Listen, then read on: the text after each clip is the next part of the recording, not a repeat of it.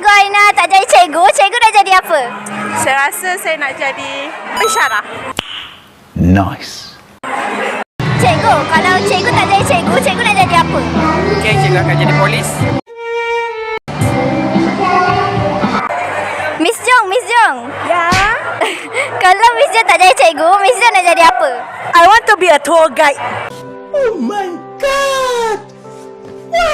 Wow. Okay, jom. Cikgu, cikgu.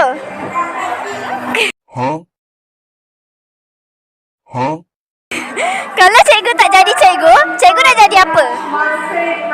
Kalau saya tak jadi cikgu, Ya. saya memang cita-cita nak jadi cikgu dari kecil. Wow. Cikgu. Kalau cikgu tak jadi cikgu, cikgu nak jadi apa? Cikgu nak jadi doktor.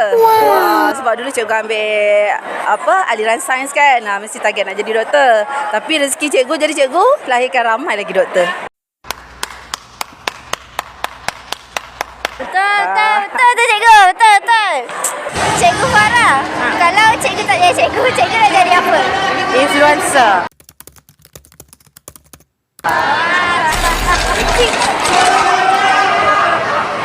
Cikgu Yusof, kalau cikgu tak jadi cikgu, cikgu nak jadi apa?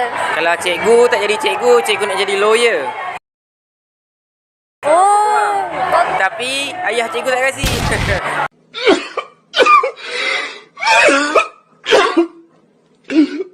Dapat jadi cikgu